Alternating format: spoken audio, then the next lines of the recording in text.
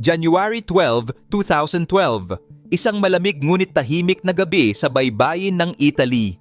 Sa ibabaw ng alon, isang dambuhalang cruise ship ang maringal na lumulutang, ang Costa Concordia. May higit sa 4,000 katao ang sakay, abala sa kasiyahan, kumakain ng masasarap na pagkain, sumasayaw at humahalimuyak sa ganda ng gabing walang kamalay-malay sa kung anong trahedya ang naghihintay. Sa loob ng ilang minuto, ang barkong ito na simbolo ng karangyaan at teknolohiya ay magpapakita kung gaano kabilis magbago ang lahat mula sa aliw tungo sa kaguluhan, mula sa katahimikan patungo sa sigawan. Ngunit paano nga ba nauwi sa isang nakagigimbal na trahedya ang isang gabing dapat sanay puno ng saya? At bakit ang kapitan ng barko na inaasahang huling aalis ay isa sa unang tumakas? Handa ka na bang tuklasin ang mga pagkakamali, ang katotohanan at ang trahedyang yumanig sa buong mundo? Pero bago po ang lahat, baka pwedeng pa-like and subscribe ang video na ito dahil napakalaking bagay na ito sa aming content creators. Maraming salamat po. Sa kalmadong gabi, noong January 12, 2012, tila isang ordinaryong paglalayag lamang ang nagaganap sa isang dambuhalang cruise ship na kilala sa pangalang Costa Concordia. Isa itong simbolo ng modernong paglalakbay, elegante, marangya at punong-puno ng saya. Nasa mahigit 4,200 katao ang sakay, kabilang ang mga crew, pasahero mula sa iba't ibang bansa at ilang bagong kasal na nagbabakasyon para sa kanilang honeymoon. Walang sino man ang nakaisip na sa loob ng ilang oras, ang barkong ito ay magiging bahagi na ng isa sa pinakamalalaking maritime disasters sa makabagong panahon.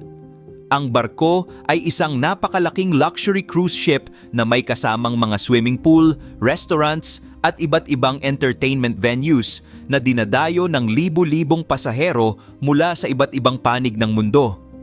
Tila isang normal na gabi ng paglalakbay para sa mga pasahero na nagpapahinga sa kanilang mga kwarto o nag-e-enjoy sa mga handog na aktibidad sa barko.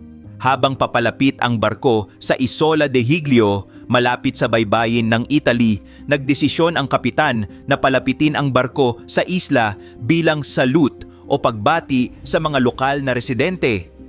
Ang lugar ay kilala para sa mga batuhang outcroppings at sa isang punto, napansin ang isang ganitong pormasyon sa landas ng sasakyan. Si Schettino, isang kapitan na higit sa 7 taon na sa serbisyo. Bago pa magsimula ang biyahe, plano na ni Kapitan Francesco Schettino na mapalapit ang barko sa baybayin ng Isola del Giglio bilang saludo sa mga residente ng isla. Tinawag itong Passaggio Ravvicinato o isang uri ng pagdaan ng malapit upang mabati ang mga tao sa isla. Hindi ito opisyal na parte ng ruta ng barko, ngunit nais niyang gawin ito bilang forma ng pagpapakitang gilas. Isang bagay na hindi opisyal, hindi pinahintulutan at lubhang mapanganib. Sa halip na dumaan sa orihinal at ligtas na ruta, inilapit niya ang barko sa baybayin ng isla. Masyado itong malapit, masyado itong delikado. Ilang minuto lamang matapos ang biglaang pagbabago ng direksyon, isang malakas na pag-uga ang yumanig sa buong barko. Ang mga plato sa dining hall ay nabitawan, ang ilaw ay kumikislap at ang mga pasahero ay nagsimulang magtanong. Ngunit ang sagot ay dumating kasabay ng takot. Tumama ang ilalim ng Costa Concordia sa isang batong hindi nakikita sa radar. Isang malaking siwang ang bumuka sa katawan ng barko, sapat upang makapasok ang napakaraming tubig sa loob ng ilang segundo. Habang lumilipas ang bawat minuto, unti-unting nawalan ng balanse ang barko. Tumagilid ito ng bahagya at ang mga pasahero ay nagsimulang magpanik. Ngunit sa halip na agarang magsagawa ng evacuation order, pinili ng kapitan na maghintay. Ayon sa kanya, hindi raw ganoon kalala ang pinsala. Subalit sa likod ng kanyang katahimikan, alam niyang may mali, malaki ang pinsala at unti-unting nilulunod ng dagat ang kanyang barko. Gayunpaman, dahil sa hangin at sa posisyon kung nasaan ang barko, itinulak ito pabalik sa isla. Kung tutuusin ay nakabuti ito sa kabuuhan, pero sa mga panahong iyon, naging sanhi ito ng pagtagilid ng barko. Sa una ay walang kaalam-alam ang mga pasahero. Ang iba ay nagsasaya sa mga activity rooms habang ang iba naman ay nagpapahinga sa kanilang mga cabin. Bandang alas 9:45 ng gabi, bumangga ang Costa Concordia sa mga batong ito na nagresulta sa isang malaking butas sa katawan ng barko. Sa mga oras na ito, isang takot na pasahero ang tumawag sa kanyang anak sa Italia at tinawagan ng Italian Coast Guard ang Concordia bandang 10:14 ng gabi. Si Schettino, gayunpaman, ay hindi binigay ang buong katotohanan at tanging sinabing nagkaroon ng blackout ang barko. Mga 10 minuto ang lumipas bago muling makipag-ugnayan ang Coast Guard sa barko at sa pagkakataong ito, inamin ng crew na pumapasok na ang tubig sa barko. Ang problema, ang hininging tulong ng kapitan ay padalhan sila ng tugboats. Sa wakas, matapos ang mahigit isang oras mula sa pagkabangga, iniutos na ni Schettino ang paglikas ng barko. Gayunpaman, dahil napakatagal bago siya nagbigay ng kanyang desisyon, ang kanyang mga tauhan at ang mga pasahero ay nagkakagulo na. May mga lifeboats na din namang inihulog sa tubig pero karamihan dito ay hindi bumukas kaya nakadagdag pa ito ng problema. Walang koordinasyon at walang ibinigay na precise instruction si Schettino kaya nanaig ang takot ng lahat at nagkanya-kanya ang mga pasahero. Bandang alas 11:20 ay tuluyan ng iniwan ng kapitan ang bridge. Sinundan naman siya ng kanyang crew pero imbes na harapin ang mga nagpapanik na mga tao, nakuha nitong tumalon sa isa sa mga lifeboat sa ibaba at hinayaan ang mga pasaherong nasa barko pa. Habang ang lahat ng ito ay nangyayari, may isang staff ng barko ang hindi nakalimot sa kanyang tungkulin. Si Manrico Giampedroni ay ang purser o chief purser ng Costa Concordia, ang taong may pangunahing responsibilidad sa pamamahala ng mga pasahero, pera at iba pang operasyon sa loob ng barko. Nang magkagulo ang lahat, isa siya sa walang alam kung ano ang nangyayari at nagtaka kung bakit patagilid na ng patagilid ang barko pero walang anunsyo galing sa kapitan. Si Giampedroni ay isa ring hands-on leader na hindi natatakot makisalamuha sa kanyang mga tauhan at personal na tumulong sa mga problema ng pasahero. Ayon sa mga kasamahan niya, si Manrico Giampedroni ay isang dedikadong tao sa kanyang trabaho, mapagkakatiwalaan at may malalim na malasakit sa mga pasahero. Isa siyang natural leader na laging nakahandang tumulong sa iba, lalo na sa kanyang mga kapwa crew members. Sa gitna ng kaguluhan, isang crew member ang hindi na naghintay ng utos. Alam niya ang bawat sulok ng barko, kaya agad siyang tumulong, inalalayan ang matatanda at may kapansanan papunta sa lifeboats. Habang kinokontak na ng Coast Guard ang kapitan, si Schettino ay papalayo na patungong isla, dala ang alibay na nahulog umano siya sa barko. Nang utusan siyang bumalik, tumanggi siya. Mabuti na lang at naroon si Giampedroni, ang purser na hindi umatras. Siya ang nagpatuloy sa paglikas ng mga pasahero, sinuyod ang madidilim at mapanganib na bahagi ng barko. Alam niyang delikado, lalo't palubog na ang Costa Concordia. Habang inililigtas ang isang grupo mula sa cabin, biglaang umalog ang barko at siya'y nadapa, napadulas papasok sa loob at natrap. Sa lakas ng pagkakabagsak, nasugatan siya at halos hindi makagalaw.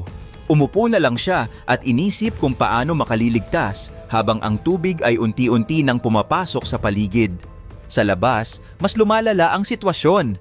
Kinapos sa lifeboats, nagagulo ang mga pasahero, lalo na sa bahaging tumaob. Habang ang ilan sa kaliwa ng barko ay mas madaling nakalikas, ang nasa kanan ay nag-agawan sa anumang masasakyan. Pagsapit ng alas 12 ng hating gabi, lubhang nakatagilid na ang Costa Concordia at tumatalon na ang iba sa malamig na dagat sa pag-asang makaligtas. Unti-unti, dumarating ang tulong. Helicopter, patrol boats at rescue vessels ang nagsidatingan. Sa kabila ng trahedya, ang maliit na Isola del Giglio ay nagsilbing kanlungan.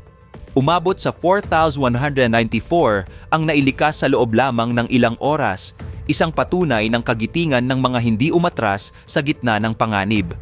Bandang 6:17 ng umaga, Enero 14, pansamantalang itinigil ang rescue operations. Delikado na ang posisyon ng Costa Concordia, anumang sandali, maaari na itong tuluyang lumubog.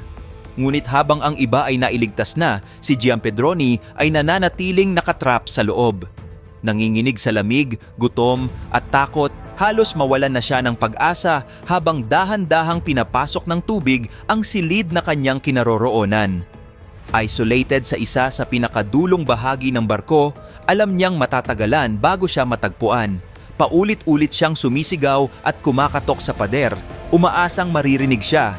Pero sa bawat tugon, alon lamang pala ang bumabangga sa labas ng barko. Lumipas ang 33 na oras. Wala pa ring katiyakan kung may darating na tulong. Hanggang sa wakas, bumalik ang rescue team. Narinig nila ang mga mahihinang pagkatok at agad sinundan ang pinanggalingan. Ngunit hindi naging madali ang pag-rescue. Lubhang delikado ang kanyang lokasyon kaya't kinailangan ang specialized equipment at maingat na operasyon. Makalipas ang ilang oras, matagumpay siyang nailigtas. Nang hihinaman, nanatiling buo ang kanyang loob. Hating gabi ng Enero 15, nailabas si Giampedroni mula sa barko at agad isinugod sa ospital. Nakaligtas siya sa bangungot na ikinasawi ng 32 katao. Taos-pusong pasasalamat ang ibinigay niya sa mga rescuer na hindi tumigil hanggat hindi siya natatagpuan. Sa huli, lumabas sa investigasyon na ang trahedya ng Costa Concordia ay hindi isang aksidenteng dala ng kalikasan, kundi ng kapabayaan.